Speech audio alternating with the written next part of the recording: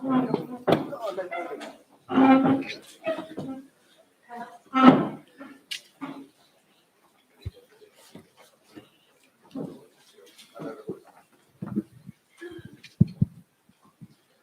con tu permiso.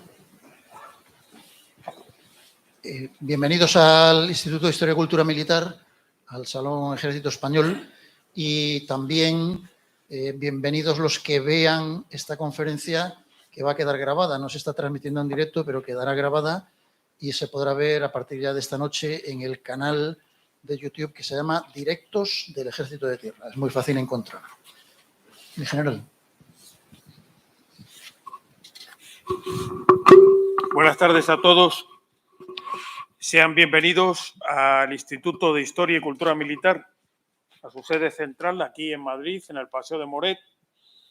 Y una vez más, lo primero que quiero comenzar es dándoles a todos nuestro más sincero agradecimiento por compartir con nosotros esta tarde esta conferencia que hable el ciclo relacionado con la efeméride, una de las dos efemérides que el Ejército de Tierra conmemora a lo largo del año 2024,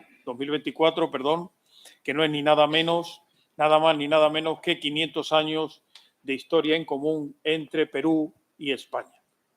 Por lo tanto, es un honor y un privilegio tener aquí a nuestra ministra de la Embajada de Perú en España. Un placer y un privilegio tenerles aquí, así como nuestro agregado militar de la Embajada de Perú, de la República de Perú en España, y algunos representantes también de nuestra embajada.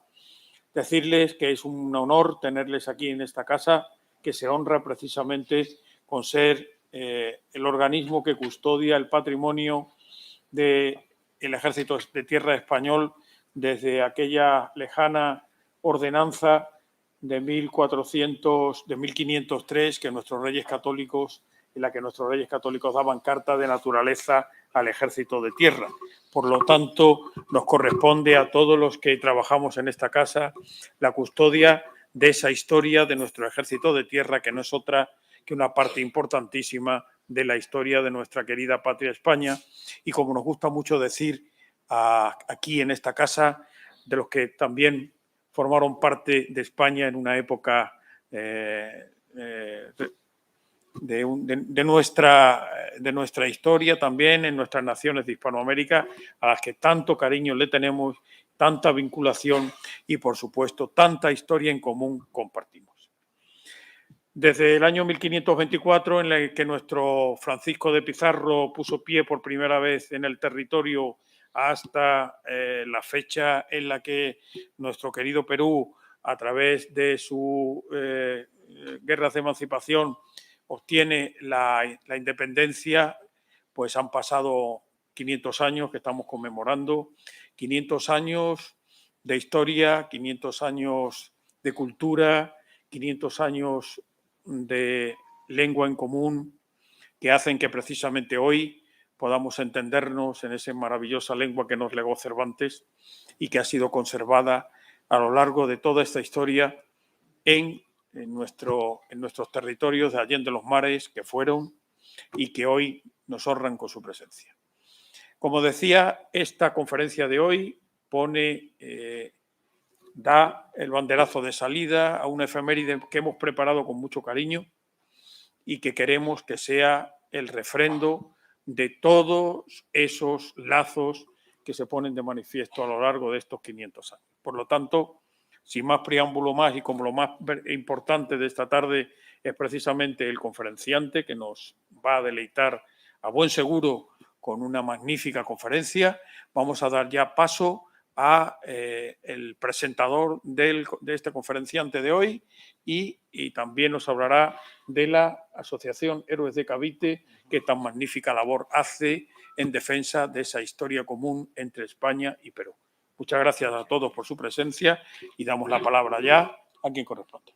Pues tiene ahora la palabra don Miguel Ernesto García Gutiérrez, es el delegado de la Asociación Hispanista Héroes de Cavite aquí en Madrid, pero creo que muchos de ustedes lo conocen. Primero nos hablará un momentito brevemente de la propia asociación y de las las actividades que llevan a cabo y luego presentará a don Rafael Aita, que también lo conocen muchos de ustedes. Sí, muchas gracias. ¿Se me escucha? Sí. ¿Se escucha? Sí. ¿Sí? Ahora sí, ¿no? ¿No? Sí, vale.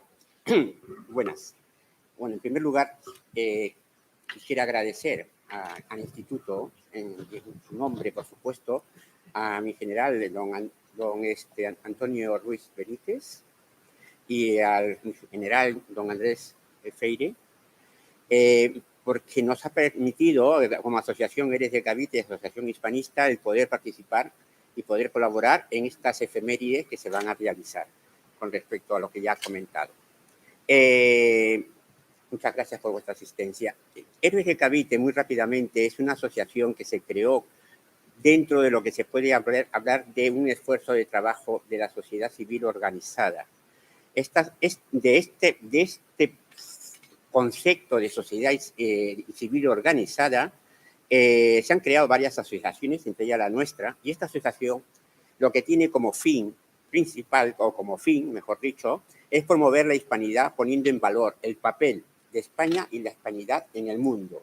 Para ello tiene varios objetivos, como son conocer nuestra historia compartida, fomentar el hispanismo tanto en España como en Hispanoamérica, Filipinas, reivindicar el español como elemento cohesionador.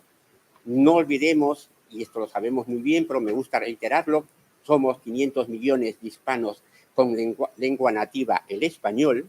Somos la primera, no la segunda, la primera lengua internacional con personas que hablan en lengua materna. Evidentemente, la China es la primera, pero la China no es internacional. Y cuando digo internacional, me estoy refiriendo a que España, con sus 47 millones, es el 9% de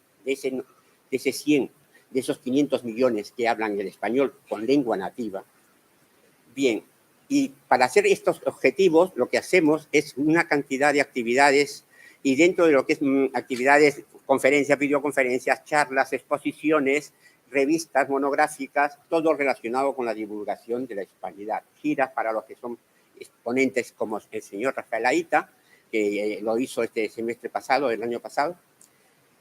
Y tenemos, por supuesto, muy importante también hablar de los grandes hitos que tiene el proceso de la hispanización, como son la evangelización, el 6 de enero de 1494, el mestizaje, el 29 de marzo de 1503, cada uno de ellos tiene sus razones que no voy a entrar ahora a hablar, el idioma español, el 23 de abril, con Cervantes y Inca Garcilaso de la Vega, las leyes de India, con el 29 de mayo de 1493, y el inicio del proceso de hispanización, que es el 12 de octubre, con el que hacemos un conjunto de actividades. Ahora permíteme hablar y presentar a nuestro ponente.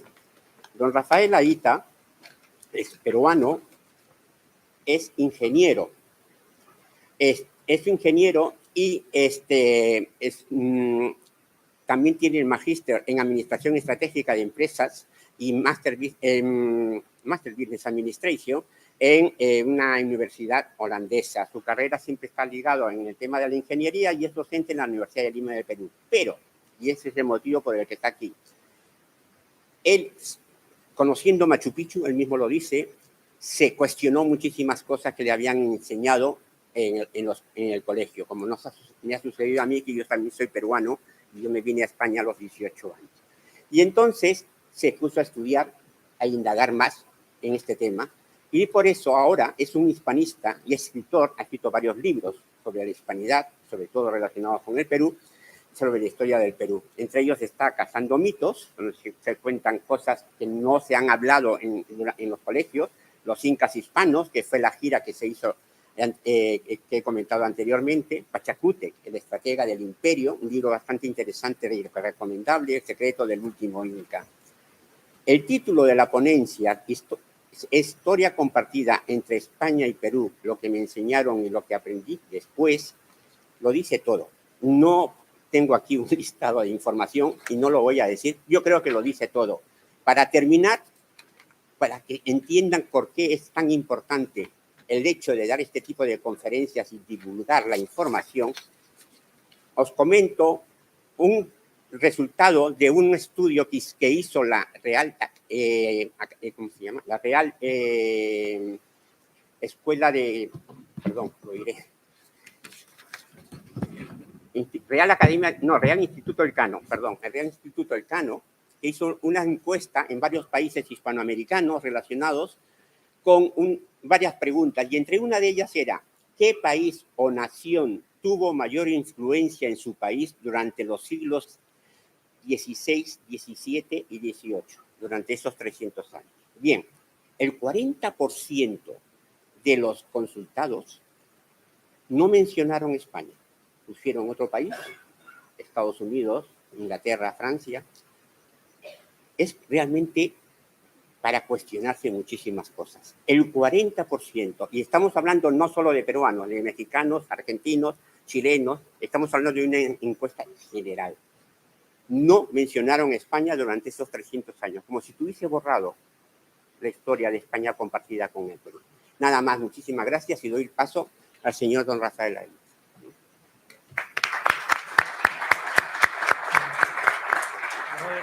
Sí.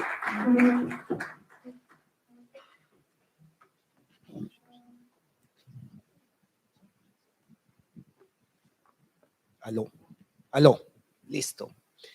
Muchas gracias. Bueno, primero quería comenzar pidiendo disculpas si me falla la garganta, ya que parece que por el cambio de clima me ha afectado con una garraspera que puede ir surgiendo durante la exposición, así que acercaré esta agua que seguramente la voy a necesitar. Pero no pasa nada, no es un inconveniente insalvable y como siempre digo, si no hay dificultades, entonces no es hispanidad, ¿no? Todos los que conocemos la historia sabemos que para la característica principal de la hispanidad es que tiene que tener 1000 obstáculos enfrente. Lo segundo es mencionar que como peruano, ya, bueno, han dicho mi currículum en la presentación, pero como peruano me han enseñado una historia artificialmente fragmentada. Así como también estoy seguro que a ustedes les han enseñado una historia artificialmente fragmentada. Porque no se puede entender la historia del Perú sin la historia de España. Así como tampoco se puede entender la historia de España sin la historia del Perú y de Nueva España y de los virreinatos en general. Cuando se separan y solamente se enseña la historia de la península, no digo historia de España porque España era todo, todos éramos España, cuando solo se enseña la historia de la península, o a los peruanos solo se nos enseña la historia del Perú, o a los mexicanos solamente la historia de México, es cuando se distorsiona de tal manera que comienzan todas las leyendas negras y los enfrentamientos y dicotomías artificiales y todo lo que ya conocemos y vemos plagado por todas partes, empezando por colegios, libros, el día de hoy redes sociales, películas y mucho más. Pero esto desaparece automáticamente cuando comenzamos a ver las dos historias en paralelo, como una sola. No como dos historias, sino como una sola historia. Y cuando lo vemos así, se acaban estos enfrentamientos, dicotomías, leyendas negras y todo lo que nos hemos escuchado y seguramente nos ha indignado en más de una ocasión. Y para empezar, ¿no? Comienzo con esta estatua que está en el Perú. Difícil, ¿no? Pero existe en la ciudad de Lamas.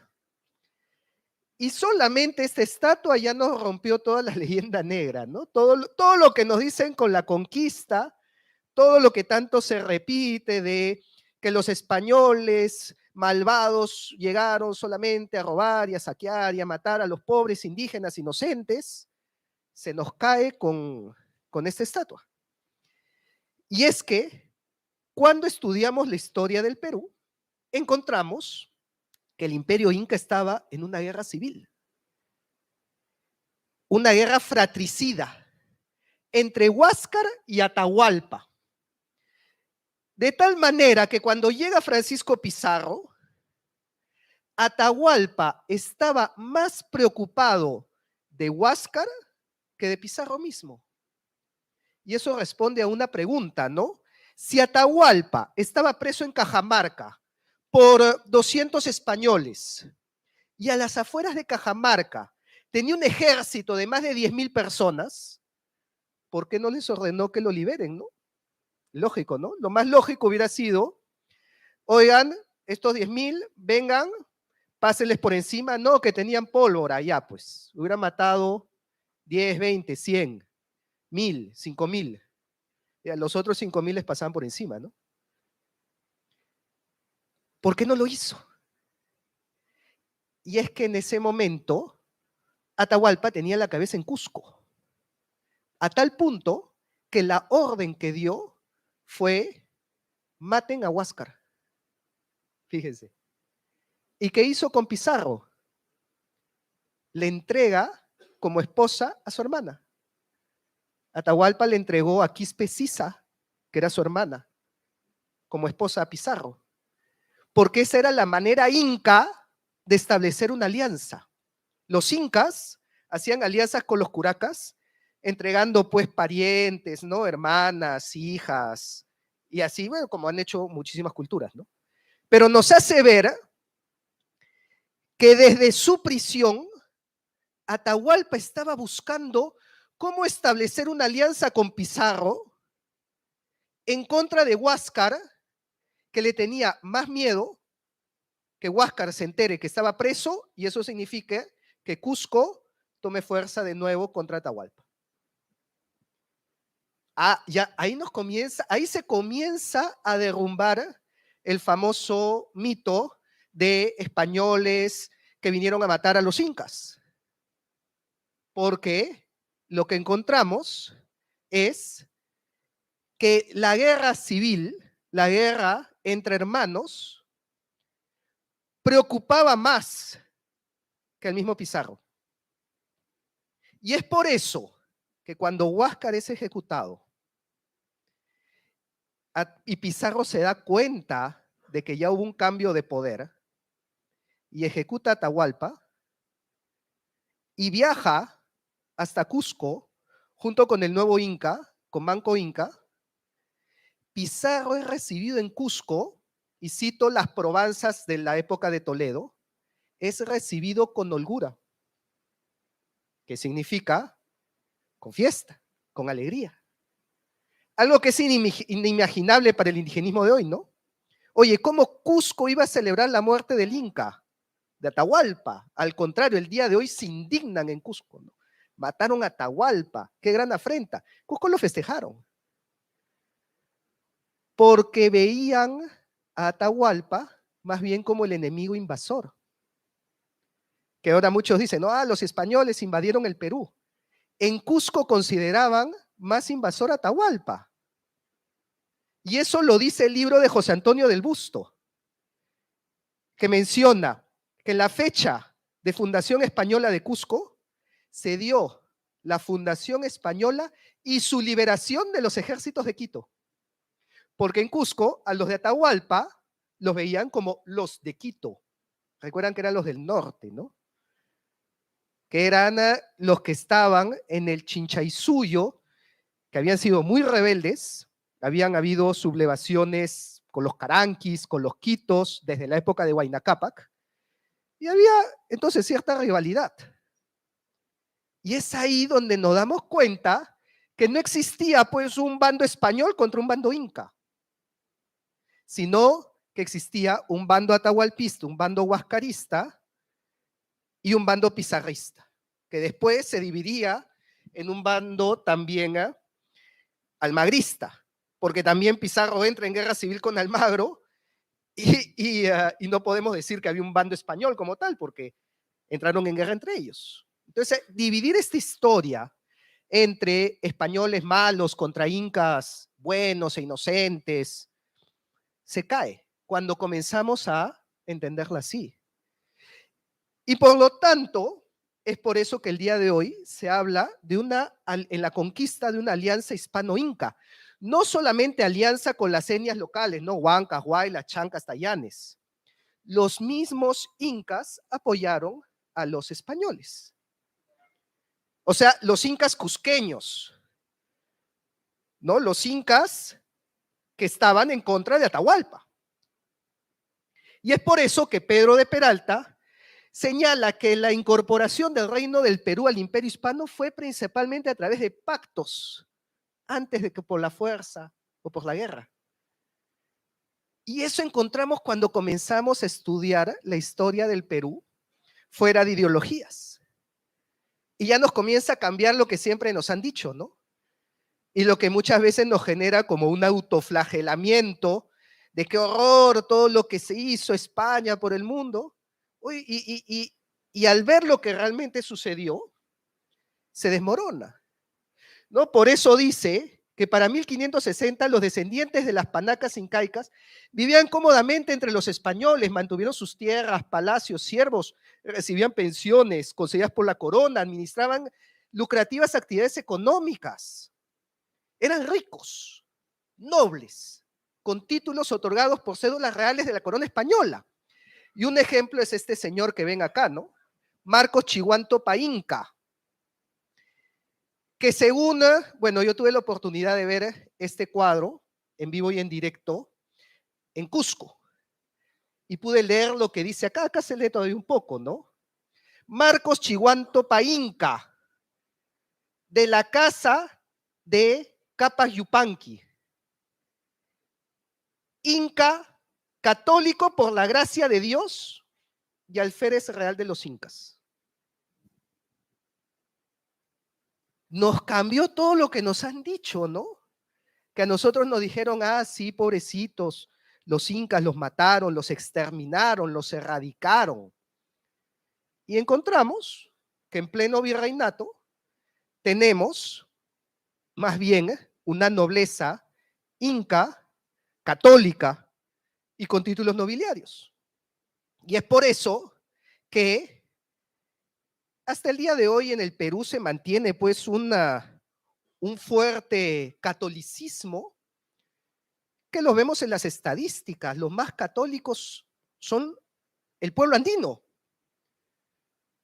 Y eso hubiera sido imposible con una religión impuesta por sangre y fuego, sino que fue parte de esta serie de pactos en donde encontraron una conversión al catolicismo como algo favorable. Y es por eso que la primera iglesia fundada en Cusco no la funda un español, no la funda un sacerdote, la funda un inca.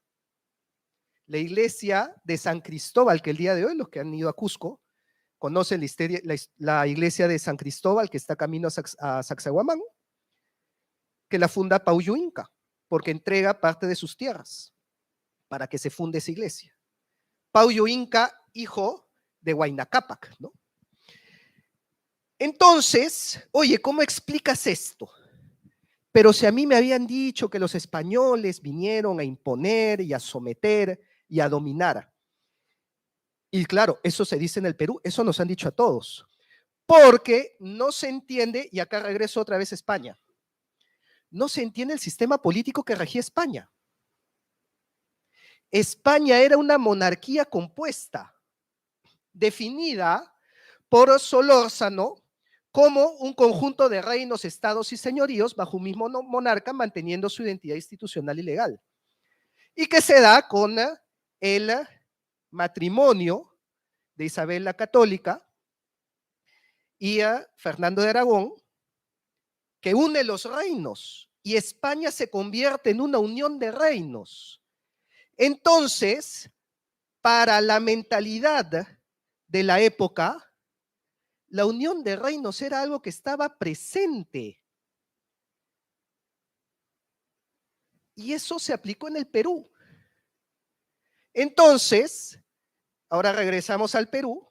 El Perú era un reino dentro del Imperio Hispano y que por eso encontramos el escudo del Perú en el Salón de Reinos, donde está junto a los escudos de los demás reinos del imperio. Y por eso encontramos la estatua de Atahualpa y de Montezuma en el Palacio Real de Madrid. Y por eso ahí ya nos comienza a cuadrar todo. Ya el rompecabezas se ensambla de nuevo. Además, hubiera sido sumamente tonto e irracional la versión que se dice el día de hoy, de destruir un sistema de organización que tenían los incas. Porque funcionaba, era eficiente, ¿no? Lo vemos hasta el día de hoy. Los cronistas fueron los primeros en decir, en maravillarse al ver los monumentos, el camino inca, lo llamaban la Roma de América hemos encontrado. Entonces, ¿cómo voy a desbaratar eso? No tiene sentido. Y el sistema de organización del Tahuantinsuyo reposaba sobre los curacas. Porque recordemos que en su etapa imperial, el Tahuantinsuyo no superó los 150 años. Entonces necesitaba de las alianzas con los curacas, ya lo había dicho antes, el Inca entregaba familiares y a través de pactos matrimoniales, entonces ganaba aliados. Y a través de estas alianzas, el Inca crecía. Se cuenta en las crónicas que el Inca, antes de hacer la guerra, enviaba 3 embajadas de paz. Eran muy políticos también. Entonces coincidía con el sistema que hemos explicado, el de la monarquía compuesta. Y es por eso que Luque menciona, de esta manera respetaron a los principales, como llamaban a los nobles curacas, siempre y cuando se convertían al catolicismo y se sometían a la soberanía del rey de España. Entonces, tú no te me rebelas y te bautizas y sigues haciendo lo que has hecho siempre hasta ahora. Algo muy lógico, muy eficiente también. El imponer a sangre y a fuego es más bien irracional. Era una estrategia muy buena. Ya que en los Andes ya la conocían con los incas. Entonces, vamos, yo tengo al curaca de los Huancas, venía el Inca, me establece una alianza, o el curaca de los Tayanes, tengo alianza con el Inca, ahora vienen los españoles, me dice una alianza, ya. Así como tengo alianza con el Inca, la puedo tener contigo. El sistema de alianzas reposó sobre la autoridad que aún mantenían los curacas y caciques locales, que aún preservaban su autoridad sobre sus súbditos y colaboraron eficazmente con el tributo, la mita y el orden social.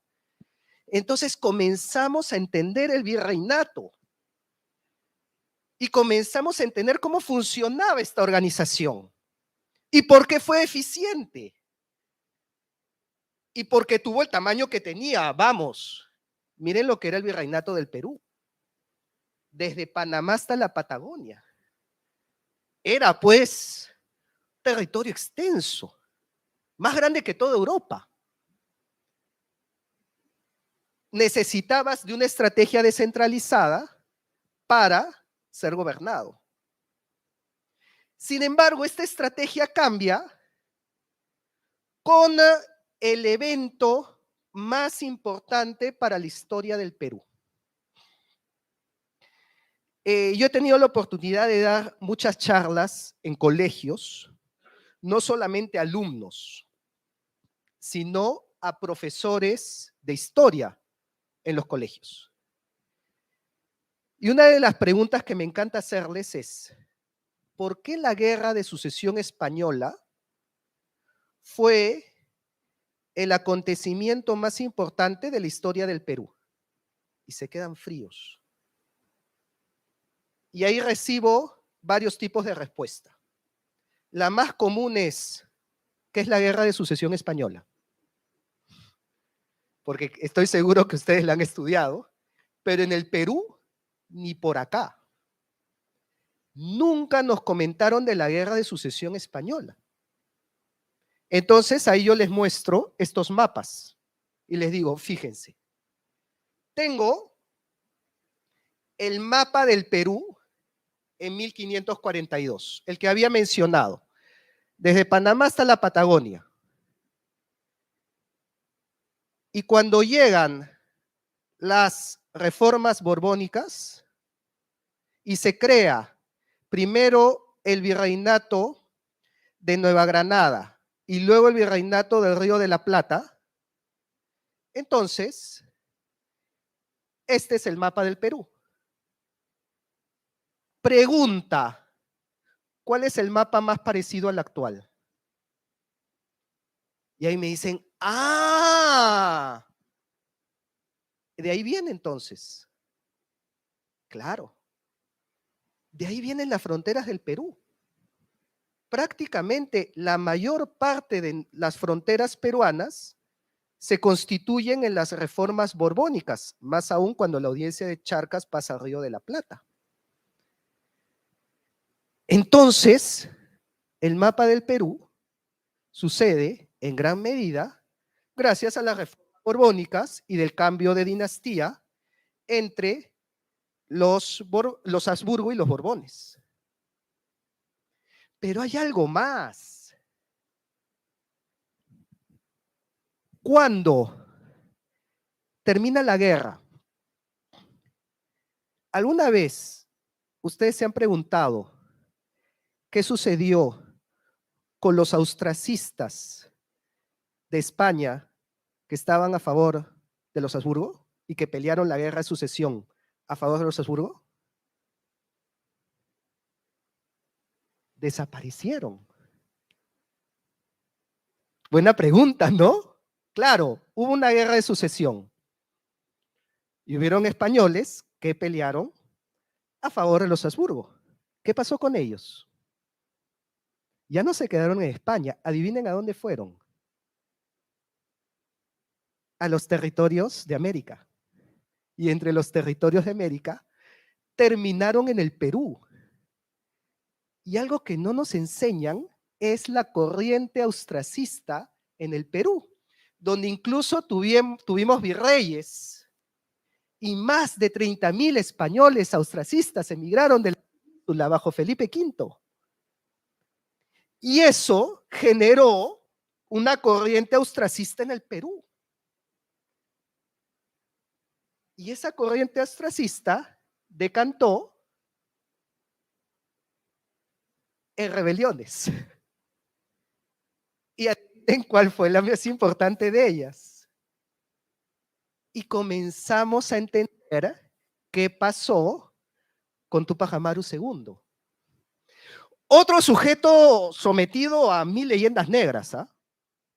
Túpac Amaru II, el día de hoy, es conocido como el líder anticolonial, antiespañol, incluso anticatólico, antisistema, antiopresión, antidominación, ¿no?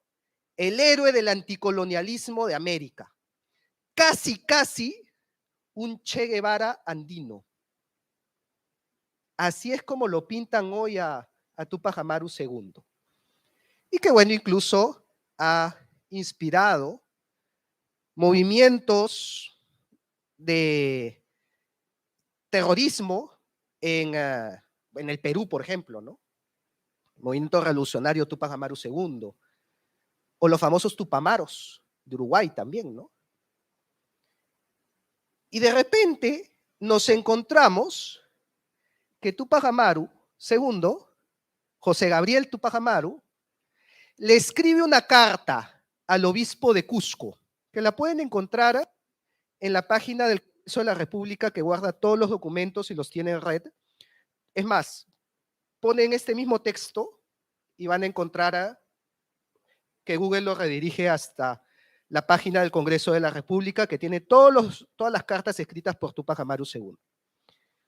Y dice: aunque hoy se me note de traidor y rebelde, infiel y tirano a nuestro monarca Carlos, dará a conocer el tiempo que soy su vasallo y que no he desmentido un punto intencionalmente a mi santa iglesia y católico. Solo pretendo quitar tiranías del reino y que se observe la santa y católica ley viviendo en paz y quietud. Y este texto es muy revelador. No ha sido estudiado desde esta perspectiva. Los autores que han estudiado a Túpac Amaru II, como Charles Walker, Charles Cofelan, lo miran desde su dimensión revolucionaria, pero no desde su dimensión católica. Pero cuando leemos estos textos, comenzamos a encontrar esta otra cara de Túpac Amaru II. Y las palabras que usa son muy reveladoras, porque coinciden con el tratado sobre el tiranicidio de Francisco Suárez. Francisco Suárez era el filósofo jesuita de la época, la segunda escolástica. Y adivinen quiénes formaron a Túpac Amaru II. Jesuitas. Entonces es más que seguro que conoció la doctrina de Suárez. Y de hecho acá está citando la doctrina del tiranicidio, porque eso es lo que escribe Suárez. Y además coincide que para esta época sucede la expulsión de los jesuitas de todos los reinos por Carlos III. Entonces, otra vez comienza a cuadrar el rompecabezas.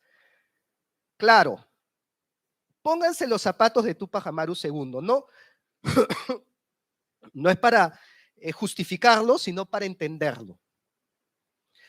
José Gabriel Túpac Amaru manejaba la línea de suministro desde Cusco hasta Potosí. Le crean una frontera en Charcas para que la plata salga por el Río de la Plata y por el puerto de Buenos Aires. Su negocio tambalea. Ahora tiene que pagar aduanaje, tiene que pagar alcala. Le expulsan a sus formadores, a los jesuitas.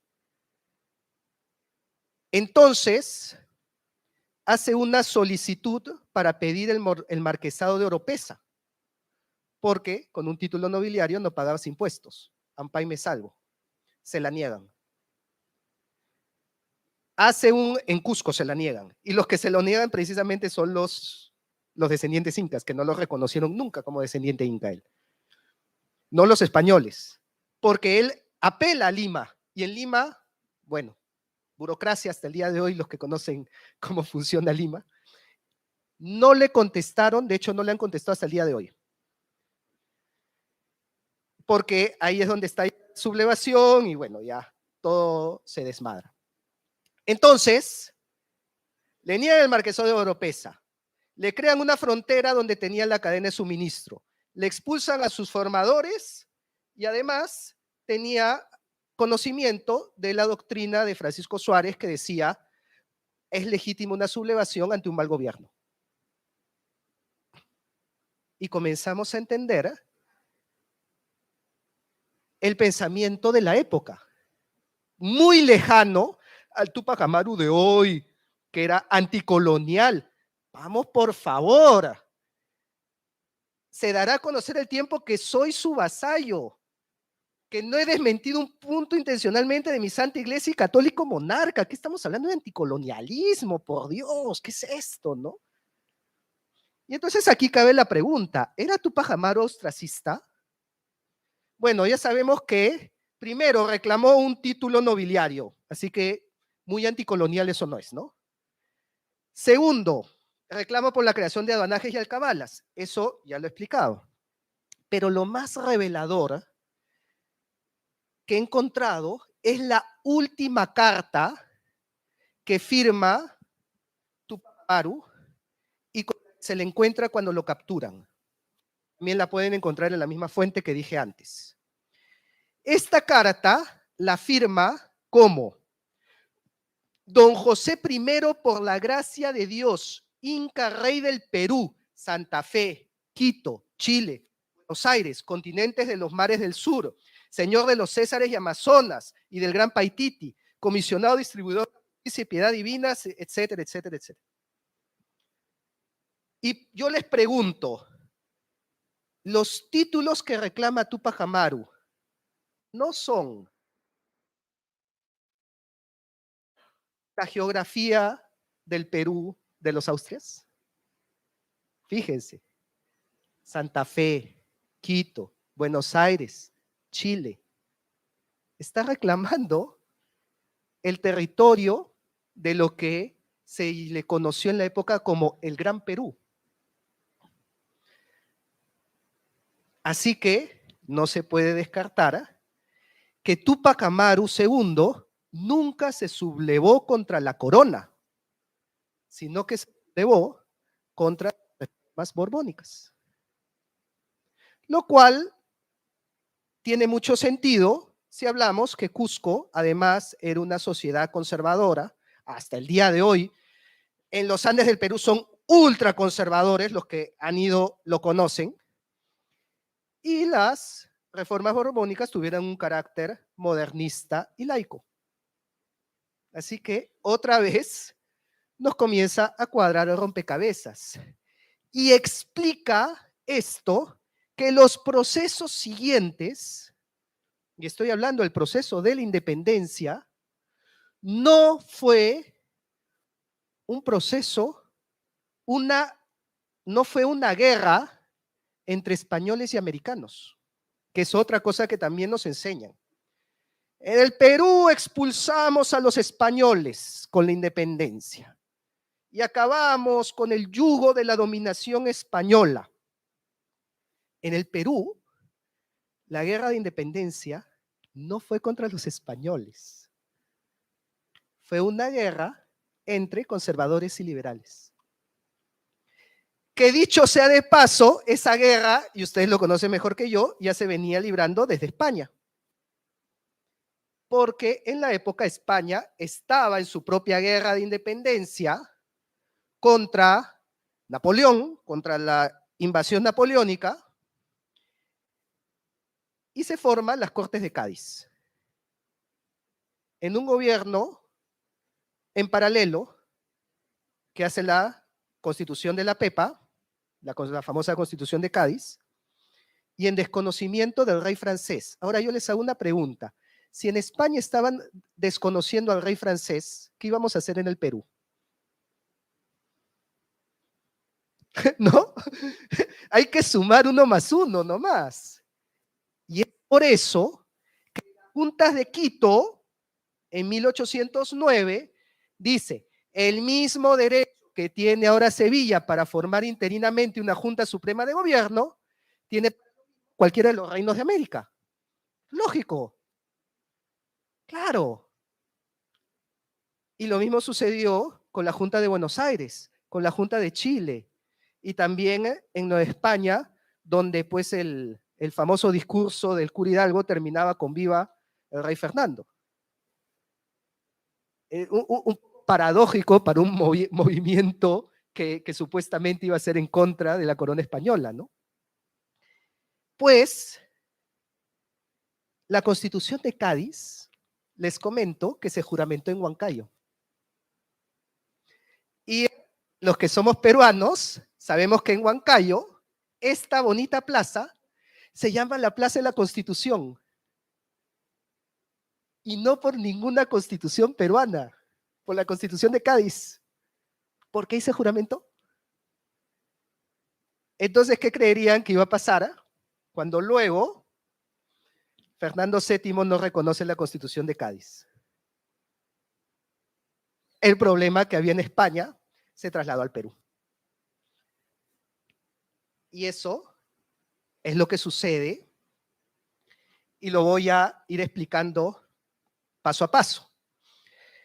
Abascal organiza el Real Ejército del Perú y combate las juntas separatistas de Quito, Santiago y Chuquisaca.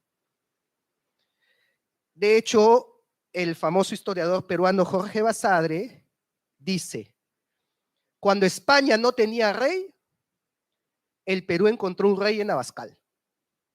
Abascal puso orden ante todas estas juntas y de hecho, si vamos al Museo de América en Madrid, van a encontrar el cuadro donde está el ejército realista entrando a Plaza de Quito para desmantelar la Junta de Quito que acabo de mencionar. Y en ese cuadro están todos los regimientos listados. Vayan y búsquenlo. ¿Sabes cuáles son los regimientos que se encuentran? El Real de Lima. Entonces, además hay otro que se llama Naturales del Lugar. Nos rompe esa dicotomía de que era una guerra entre americanos y españoles. Bueno, Abascal fue sucedido por Pezuela en 1816. Esta historia del Perú es importante conocerla porque aquí van a ver que no solamente es historia del Perú, es historia de España. Comienza a cuadrar todo. Aquí sí ya se le abren uno los ojos. Pezuela asume en 1816, el virrey Pezuela, y tiene sucesivas derrotas contra Arenales y Cochrane. Al punto que San Martín llega a Paracas. Entonces en el Perú dicen, Pezuela no funciona. Y le hacen golpe a Pezuela. Además, Pezuela era partidario del absolutismo y sus oficiales eran liberales. Y en 1821 es derrocado por los liberales, esto es importante, encabezados por La Serna. La Serna, último virrey del Perú. 1821, ¿quién está en España? ¿En qué circunstancias sucedía en España en 1821? ¿Ah? Trienio liberal. Entonces lo reconocieron a La Serna. Obviamente, pues, bienvenido, hermano. Claro, lógico. Fue durante el trienio liberal. Entonces, aplausos para La Serna. ¿Qué sucede? Luego de la expulsión de los franceses, Fernando VII regresa al trono, comienza el sexenio absolutista, viene el trienio liberal, la Constitución de Cádiz, etcétera. Y cuando termina el trienio liberal, Fernando VII abolió todo lo que Rafael de Riego había hecho los 3 años anteriores. Pregunta, ¿qué pasaba con La Serna? Ah, pequeño detalle, ¿no? Pequeño detalle. ¿Qué pasaba con el nombramiento de La Serna? ¿Era válido? ¿Era inválido? Un vacío legal ahí, ¿no? Ese vacío legal llegó a la rebelión de Olañeta. Perdón. Y Olañeta se subleva en el Alto Perú en contra de La Serna, porque Olañeta era partidario de Fernando VII y lo veía a La Serna como un liberal. Entonces dice, tú no eres virrey, porque tu nombramiento quedó ilícito. Y por lo tanto, las divisiones políticas que existían en la península llegaban al Perú. Las memorias del oficial García Camba detallan el trastorno que esto produjo en el ejército. Pero claro, imagínense, yo estoy peleando a favor del rey y ahora tengo que pelear en contra de otros realistas. Y peor que eso, La Serna se encontraba entre 2 frentes. Y acá les coloco un mapa para que se ubiquen cómo estaba la situación en la época. Aquí está Cusco. La Serna estaba en Cusco. Gracias. Bolívar se había replegado a La Libertad, porque Bolívar perdió Lima. Otra cosa que tampoco nos cuentan. Bolívar perdió Lima. Y tienes la sublevación de Olañeta en el Alto Perú. La Serna quedó entre dos frentes, entre el frente de Olañeta y entre el frente de Bolívar al norte. ¿Qué hago? Decisión controversial, no sé yo qué hubiera hecho en su época, pero decidió unificar su bando. Dijo, bueno, en medio de una guerra civil no puedo pelear, ¿no? Y mandó el ejército realista de Cusco a pelear contra Olañeta en el Alto Perú, dejando solo a Canterac, que estaba en Junín. Y ahí se produce la primera victoria de Bolívar en la batalla de Junín. Cuadra mejor las cosas, ¿no? En una cruel ironía, porque les había hablado al inicio que el Tahuantinsuyo cayó por una guerra civil y el virreinato del Perú cayó por otra guerra civil. Ironías de la vida. Esta es la historia que tiene ese humor negro, ¿no? Que nos muestra cómo los ciclos o las situaciones se repiten. Obviamente en el Perú ni se enseña sobre Olañeta, porque obviamente no vas a manchar la figura heroica de Bolívar. Pero Olañeta contribuyó más a la independencia que Bolívar y San Martín, porque se perdieron más ejércitos luchando en el Alto Perú que en las batallas de Junín y Ayacucho. Y esto nos lleva a una gran lección también. Bueno, yo diría dos lecciones. Primero, ¿la guerra de independencia fue entre españoles y americanos? No lo fue. No lo fue. Esa es la primera reflexión. No es que no combatimos contra el yugo de los dominadores para alcanzar la libertad. No. Había un conflicto que incluso venía desde la península y que se traslada al Perú. Y ahí viene la segunda lección, que siempre digo en todos mis videos. Divididos caemos. Esa ha sido toda la historia. Cuando nos dividimos, caemos. Cuando estamos unidos, somos más fuertes que nunca, no nos para nadie. Pero cuando nos dividimos y nos peleamos entre nosotros, ahí viene la debacle. Y creo que esa es la mejor enseñanza que nos deja la historia para el presente. Porque el Perú se sesionó por una división interna.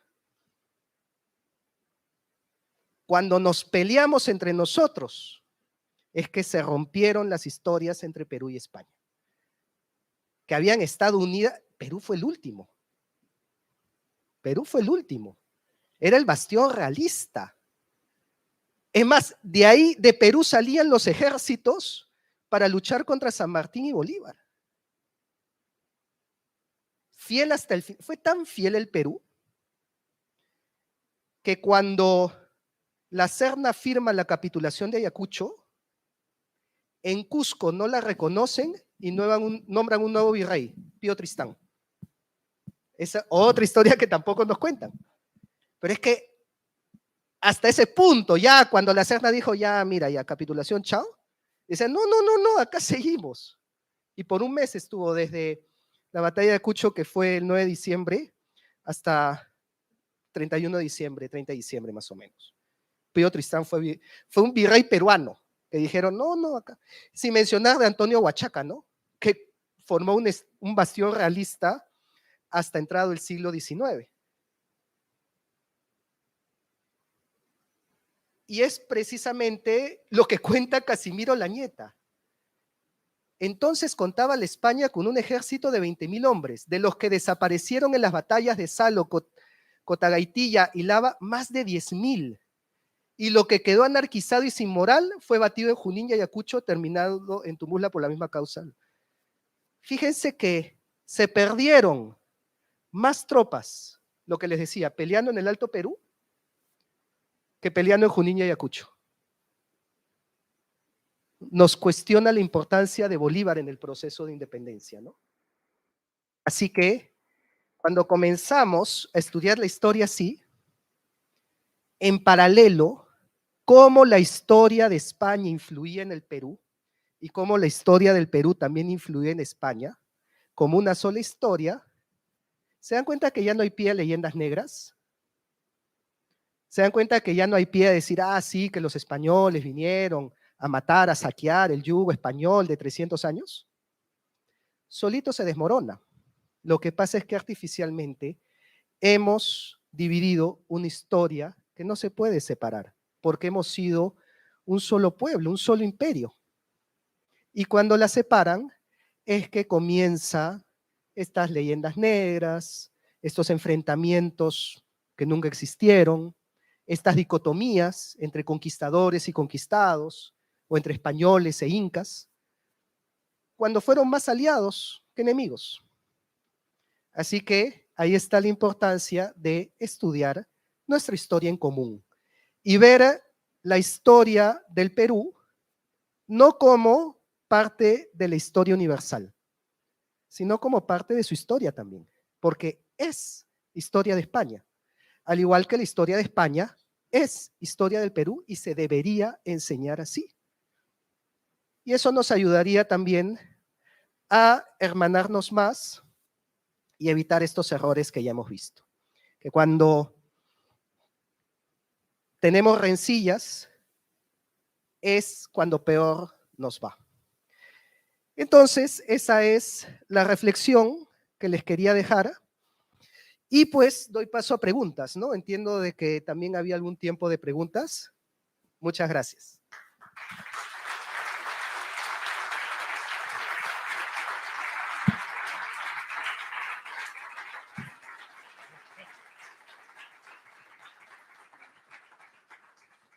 Bueno, tranquilos que todavía tiene que contestar.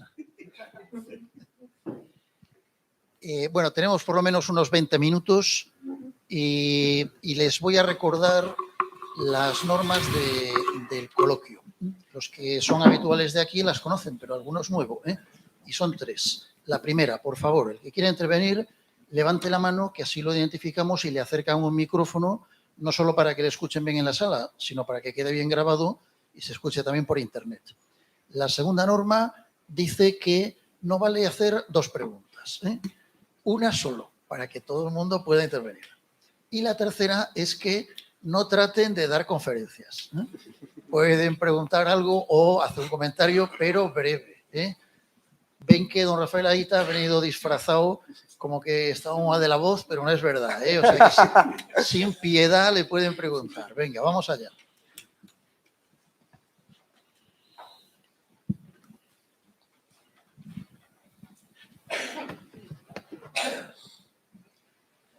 Bueno, Aita, Capitán Perú, muchas gracias por la conferencia. Pregunta, ¿qué posibilidad tenemos actualmente de crear una comunidad económica y social de la hispanidad tipo Comunidad Económica Europea? Gracias. Desde aquí puede hablar.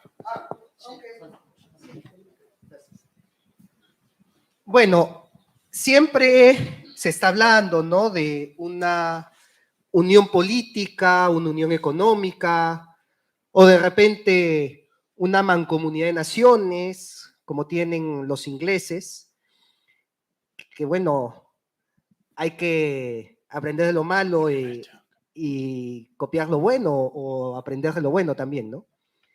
Sin embargo, yo creo que eso va a ser una consecuencia, porque al final siempre la economía, la política, la organización sigue a la cultura, a la historia y a la filosofía, ¿no? Entonces, ¿por qué? Porque podemos unirnos de repente el día de mañana. De repente, el grupo de Sao Paulo busca lo mismo, ¿no? Pero hay que saber, pues hay que ver si nos queremos unir bajo esas condiciones. La pregunta es, ¿cuál es la filosofía que nos va a unir? ¿Nos va a unir, pues, no sé, la Unión de Repúblicas Socialistas Hispanoamericanas? Es una unión, ¿no? Entonces yo veo más importante que la unión la filosofía que hay detrás. Y la filosofía, que es la forma de vivir la vida, lleva la cultura y lleva el estudio de la historia. Por eso tan importante el estudio de la historia. La pregunta es, ¿estamos culturalmente listos para una unión? Yo lo pondría en duda. Y lo pondría en duda, primero, con un ejemplo que a mí no me gustó para nada. El discurso de Pedro Castillo cuando asumió la presidencia. Que delante del rey comenzó a hablar pues del colonialismo, que vinieron los hombres de Castilla y nos saquearon, ¿no? Y segundo, ahora veo que Milei ha dicho lo mismo. Cuando Milei ha hecho su toma de la presidencia, también ha hablado del colonialismo español y que nos trajo pues el monopolio y que hay que abrir los mercados. Entonces al final termina siendo lo mismo, o sea, obviamente que no económicamente, pero para nuestros intereses de hispanidad tienen el mismo discurso. Yo creo que primero tenemos que estar unidos culturalmente, bueno, culturalmente de Estados Unidos, pero en este discurso histórico tenemos que tener claro que somos un solo pueblo. Y eso creo que no lo tenemos claro. Y mientras que no lo tengamos claro, no veo viable esa unión. Y por eso digamos, mi cruzada personal, como creo que la de muchos, como Patricio Loz, Marcelo Bullo, etcétera, etcétera, van hacia eso, van hacia convencernos a todos que somos una unidad, que más es lo que nos une que lo que nos divide, que lo único que nos separa es agua, pero que el idioma y nuestra fe y nuestro pasado es más fuerte que todo eso. Y cuando tengamos presente eso, ahí sí le aseguro, el día de mañana formamos una unidad. Va a venir solo, pero hay que trabajar en eso porque si no, tampoco la idea es formar pues una unidad que se termine separando por cuestiones de leyendas negras, ¿no?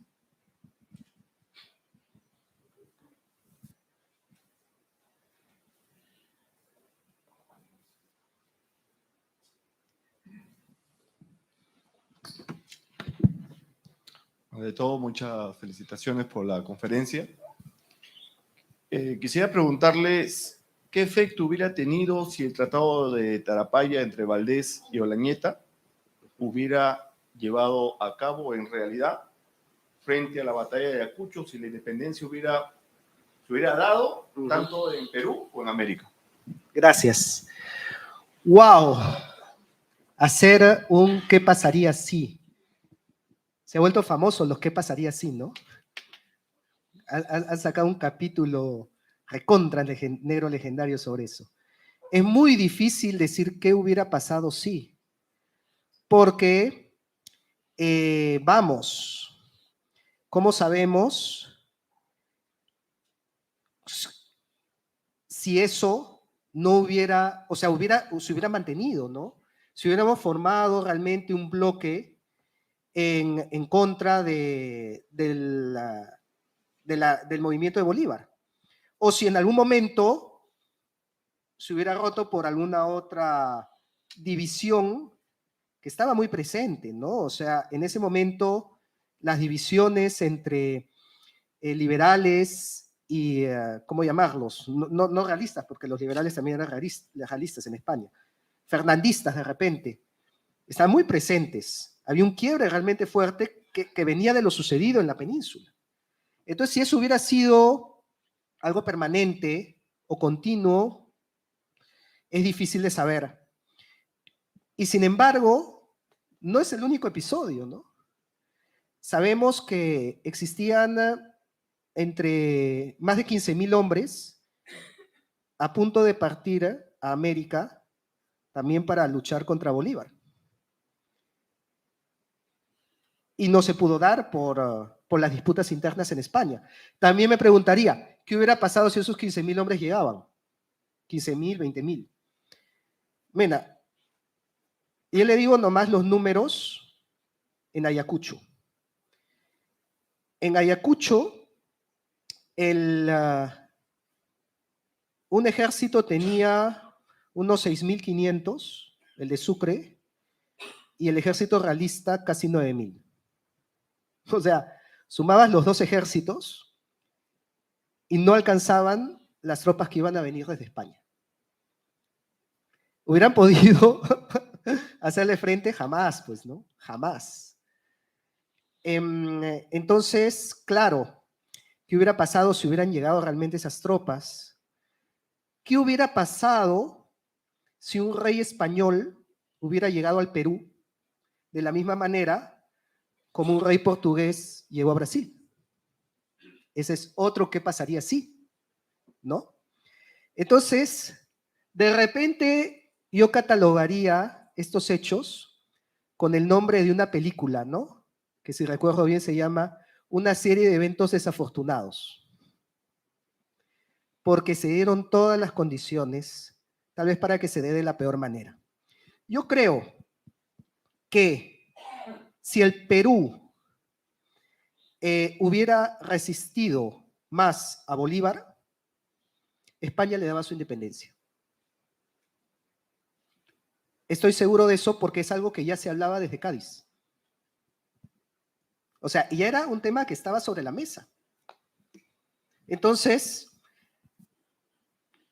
de repente la situación no hubiera variado mucho de ahora, hubiera sido mejor, porque las relaciones bilaterales hubieran sido mejor, no tendríamos leyenda negra, el proceso hubiera sido menos traumático.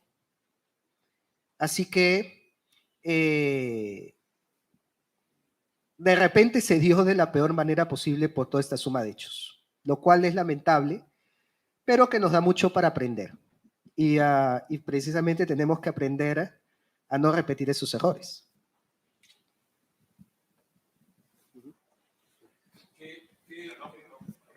Un momentillo, espere el micrófono. Sí, buenas tardes. Enhorabuena por tu conferencia, porque realmente ha sido muy interesante. La pregunta que yo quería hacer, en este momento, con esa historia unificada de España-Perú, Perú-España, la sociedad actual peruana, al igual que México y ahora Milei, están pensando por nosotros, los peruanos en la actualidad, ¿qué piensan de la historia y de España? Es decir, ¿ese indigenismo está latente en la sociedad actual peruana? ¡Wow! Qué complicada la pregunta. Porque para mí eso es una paradoja que yo no puedo resolver hasta el día de hoy. Pero lo voy a explicar por qué. Es cierto que veo mayor o un indigenismo más recalcitrante en México y en Bolivia.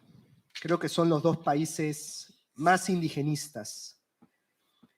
Pero en el Perú también hay indigenismo y también hay leyenda, también hay leyenda negra.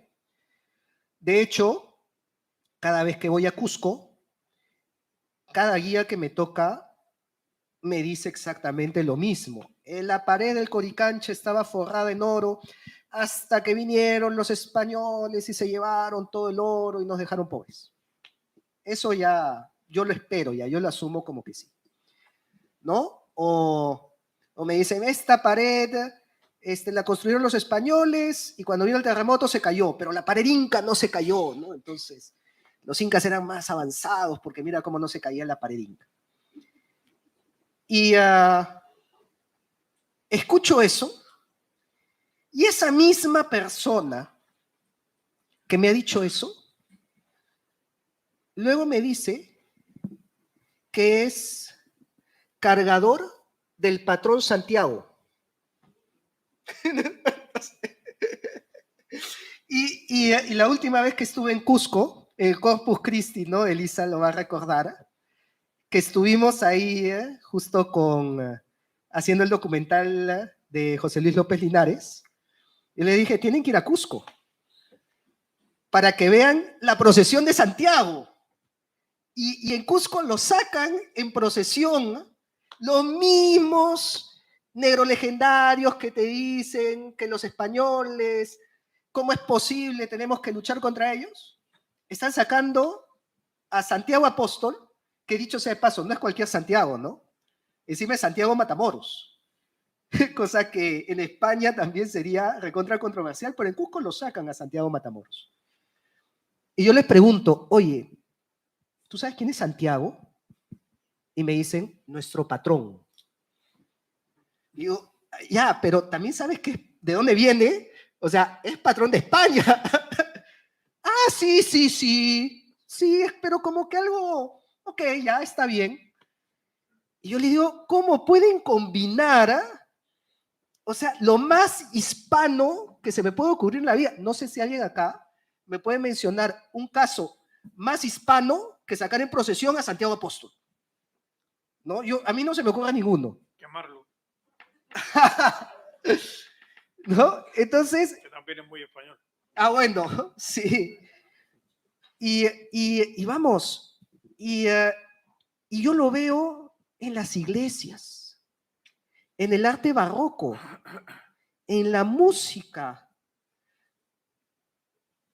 Me comentaban, ¿no? El equipo de López Linares, me comentaban en Cusco, qué español que es Cusco. O sea, lo veías desde arriba y era como cualquier ciudad española. Seguramente mucho más que Ciudad de México. Y claro, es lo mismo que dijo, irónicamente, el precursor del indigenismo en el Perú, como corriente literaria, José María Arguedas. Todos los peruanos conocemos a José María Arguedas. Pilar del indigenismo.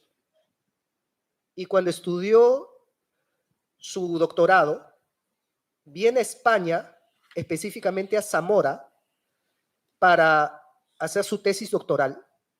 Y en Zamora pronuncia una frase que dice, qué española que es la sierra peruana. Y de hecho él escribió un libro que se llama Las comunidades de Perú y España, donde analiza todo eso. El baluarte del indigenismo. ¿Cómo combino yo eso? ¿Cómo descifro esa paradoja? A mí no se me ocurre cómo.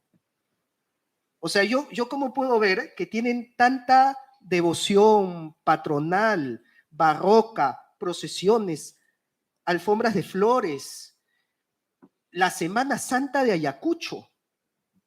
Es como la Semana Santa de Sevilla.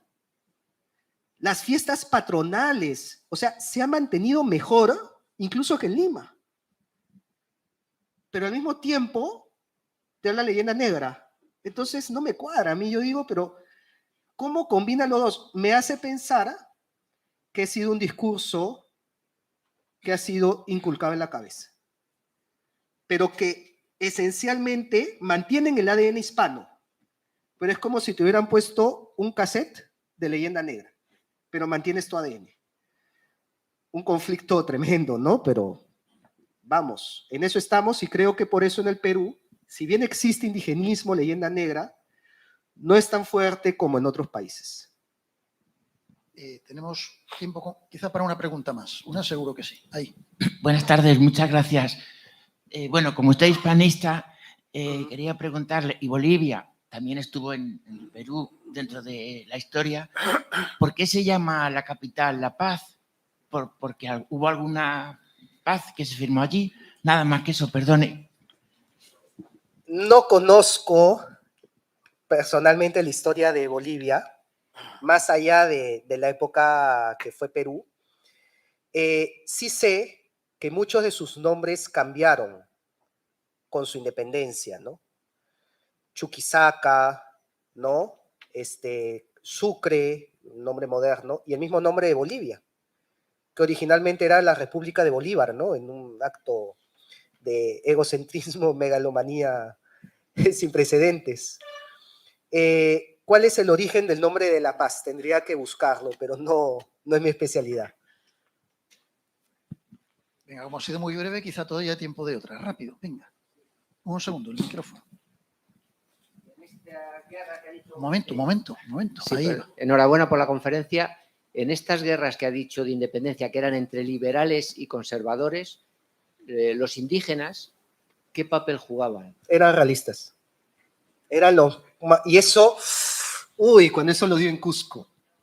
¡Ah, su madre! Ahí sí, arde Troya. A ver, del ejército, la guerra de independencia, en realidad, ya lo había dicho antes, fue una guerra civil, porque habían peruanos en ambos ejércitos. Y ambos ejércitos se llamaban el Ejército del Perú. Entonces, uno era el Ejército Libertador del Perú y el otro era el Ejército Realista del Perú, ¿no? Si comenzamos a ver la distribución de tropas, tenemos que aproximadamente unos 4.500 soldados del ejército de Sucre eran gran colombianos. Unos 1.500 eran peruanos. Y unos, no sé si 300, 500, varían las fuentes, eran entre los argentinos y chilenos que quedaban del ejército de San Martín, que no se llegaron a ir cuando se fue San Martín, ¿no? O bueno, después del motín del Real Felipe, que ahí se fue la mayoría. Y en el ejército realista del Perú estaban aproximadamente unos casi 6.000 surperuanos, o sea, cusqueños, ayacuchanos, puneños, arequipeños, y casi unos 3.000 altoperuanos, ¿no? De lo que hoy es Bolivia. Y por lo tanto nos damos cuenta que el surandino era realista, peleó, y unos casi 500 españoles, pero vamos, 500 contra 9.000. El ejército era peruano. El ejército que perdió en Ayacucho era un ejército peruano. Lo llaman el ejército español, no sé por qué, ¿no? Pero por cuestiones ideológicas, pero era un ejército 90 y tantos % peruano. Y lo que decía, ¿no? El surandino era realista. Lo cual muchos se cuestionarían ahora, no, oye, pero si son realistas, ¿por qué hoy son negrolegendarios? Y hay que entender también ese fenómeno, de repente se lo entiende un poco más que el anterior. En todo país, la costa siempre es más liberal y la sierra es más conservadora, porque las ideas llegan primero a la costa, llegan a los puertos son más globalizados, más globalistas, y siempre el interior del país es más, pues, conservador. Entonces, los peruanos que habían en el ejército de Sucre eran norperuanos de Lima y Trujillo, o sea, la costa norte del Perú. Y el sur del Perú era realista. Curiosamente, esa misma división se ha mantenido en la historia. Antes yo había hablado del enfrentamiento de los atahualpistas de Quito contra los cusqueños, ¿no? Otra vez, norte y sur. En la Confederación Peruano-Boliviana, el Perú se divide en tres: Nor-Perú, Sur-Perú y Bolivia. Y hay guerra entre ellos. Y así podría continuar hasta el mapa electoral de hoy, que está la misma división. Cuando hay una segunda vuelta en el Perú, hay un bloque surperuano andino y un bloque norperuano costeño. Oye, pero es como si la batalla de Ayacucho se repitiera el día de hoy en cada elección. Una cosa increíble. Pero claro, obviamente, el día de hoy el sur andino ya no es realista, aunque yo diría medias. Y digo por qué. Cuando Pedro Castillo gana la presidencia, hace una juramentación en Ayacucho, precisamente, en donde le entregan un cetro de Inca. En una ceremonia que parecía la investidura de un rey. No, o sea, ¿qué más realista que llevar a tu presidente y entregarle el cetro del Inca, ¿no? Y es que en el sur del Perú esperan una figura tipo Inca. Y es que el sur del Perú, si nosotros vemos, tiene una tradición imperial que ya incluso desde antes de los incas, porque los Huari, Tiahuanaco eran... En esa zona han existido por lo menos 3 o 4 imperios. Huari, Tiahuanaco, Inca y Español. Entonces, vamos, tú no puedes borrar a los Huari desde el año 800 después de Cristo. Tú no puedes borrar a 1200 años de imperialismo con 200 años de república, pues, ¿no? Entonces, obviamente, cuando vinieron las ideas que traían, pues, los patriotas, ¿no? Vamos a luchar por la patria. Un cusqueño te decía, ¿qué es eso? ¿Y cómo se pone? ¿Es cómo se come? No, que vamos a luchar por la libertad y por... Mira, se cuenta en la época que tomaban una moneda, mostraban el rostro del rey y decía, yo lucho por él. Porque él me da seguridad y él me da un estado firme. Y ahí te das cuenta cómo la figura del rey reemplazó a la del Inca, cosa que se ve incluso en los cuadros, porque los cuadros del Perú, en la época del virreinato, colocaban a los reyes de España después de los incas.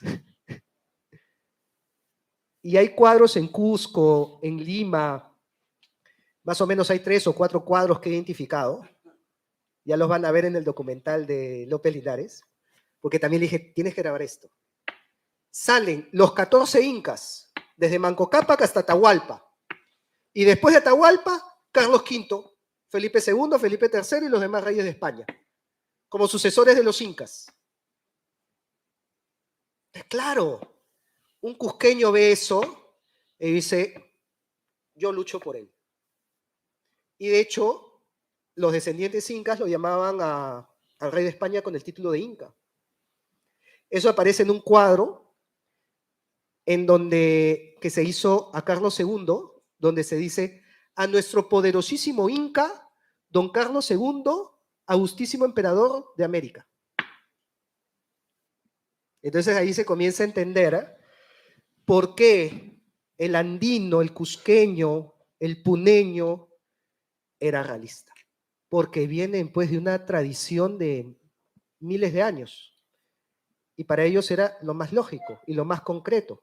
Y así han sido siempre. Y es por eso que al perder eso, se han vuelto caudillistas. El caudillismo es la sombra de la monarquía. Cuando un pueblo que está acostumbrado a una monarquía le quitas a su rey, se vuelve caudillista.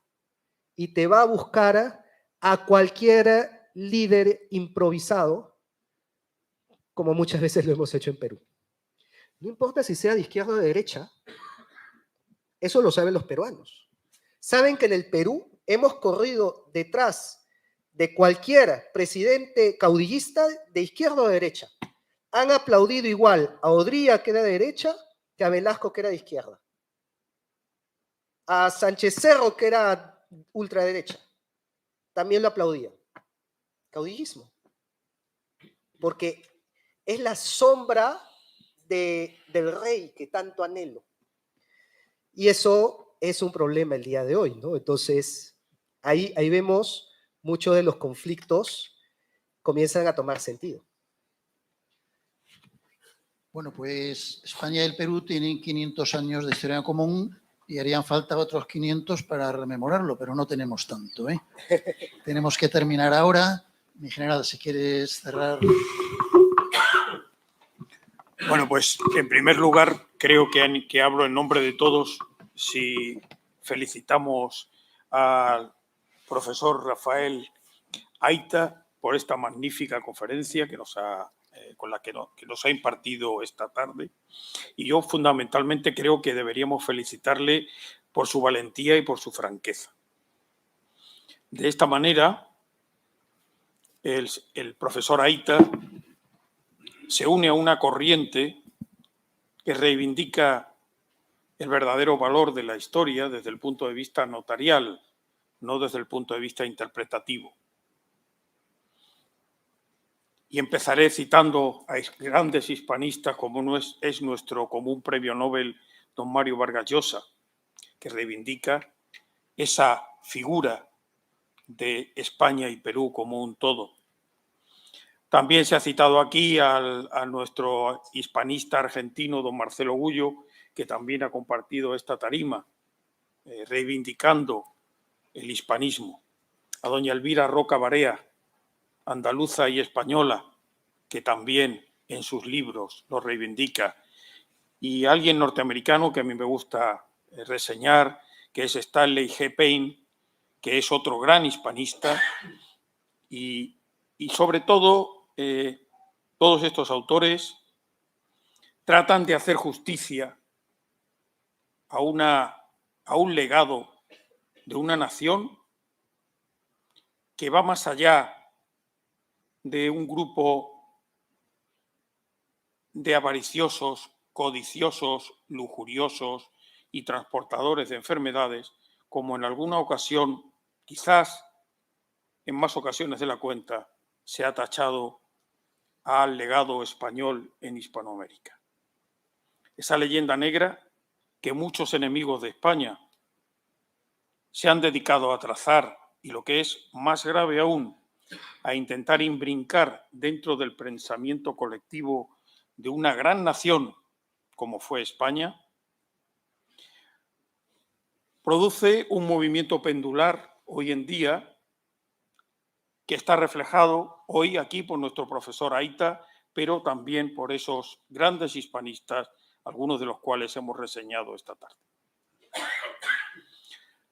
No cabe duda de que la historia en común, esos 500 años entre España y Perú, tiene muchos vericuetos. Sin duda, dependiendo del punto de vista desde el que se afronte, podemos afrontarla desde un punto de vista ecuánime o quizás un punto de vista tendencioso. Pero no cabe duda de que, como bien ha dicho hoy nuestro profesor, España ha sido Perú y Perú ha sido España. Pero no solo España y Perú, ha sido Argentina, ha sido Bolivia, ha sido Venezuela, ha sido Colombia, desde que los reyes católicos dictaron las leyes de Indias en las que se reflejaba claramente que los españoles de Allende los Mares eran precisamente eso, súbditos de la corona y no esclavos. Circunstancia que a lo largo de esos 500 años se vio reflejada en esa Constitución de 1812 que sufrió tantos avatares, en las que se decía en uno de sus artículos que España es la confluencia de los españoles de ambos hemisferios. Lo que es una clara declaración de intenciones de que España jamás contempló a los otros españoles de más allá del Atlántico como algo que no fueran parte intrínseca e indisoluble de la gran nación que fue España. Por lo tanto, debemos sentirnos orgullosos de ese pasado y de ese legado de España y no debemos agachar la cabeza ni menospreciar esa obra insigne de España en Hispanoamérica. Si en lugar de analizar el papel de España en Sudamérica, nos parásemos a pensar en qué fue de la nación india que poblaba Norteamérica, algunos hispanistas la cifran en más de 7 millones de personas cuando llegaron los británicos al norte de América. Si hacemos un balance de aquellos indios originales que poblaban América con los que hoy quedan en el territorio norteamericano, llegaríamos a la conclusión de que solo podríamos encontrarlos en reservas en las que se encuentran prácticamente apartados de la sociedad, con una tremenda carestía de vida y que nunca han formado parte realmente de la sociedad norteamericana. Circunstancia que no se da en el resto de América, gracias a esa obra de España en América, llevando, como se ha dicho aquí, su lengua, su cultura, su religión, pero también el derecho consuetudinario derivado del derecho romano. Hoy podemos tener aquí a personas que estamos viendo en la primera fila, que estamos viendo aquí, en la que no se diferencian en nada de estos otros españoles de este hemisferio. El cabo que conduce el vehículo oficial del director de este instituto se llama Andrés Molinari y es originario de Perú. Qué satisfacción poder compartir con esos españoles que lo fueron el sentimiento, al menos de muchos de los que hoy vuelven a hacer justicia a la obra de España, como ha hecho hoy el profesor Rafael Aita, de esa maravillosa obra de la que todos nos tenemos que sentir orgullosos, porque España no ha sido, ni es, y hoy en día tampoco lo será, excluyente con los que un día formaron parte de su nación. Muchas gracias a todos y no siempre, eso es mérito tanto del conferenciante como de la Asociación Héroes de Cavite, no siempre podemos asistir a una conferencia tan magnífica y magistral como hoy, con un salón tan lleno como el que tenemos esta tarde. Así que muchas gracias a todos por su asistencia, muchas gracias a la Asociación Héroes de Cavite por traernos a un conferenciante tan brillante y muchas gracias al profesor Aita por habernos ilustrado con la realidad, con la valentía y con la franqueza con la que lo ha hecho esta tarde. Y a todos ustedes, muchísimas gracias por su paciencia, por su asistencia y recuerden que esta es la casa de todos los que aman la historia militar y por ende la historia de España y de sus grandes naciones que la constituyeron. Muchas gracias a todos y buenas tardes.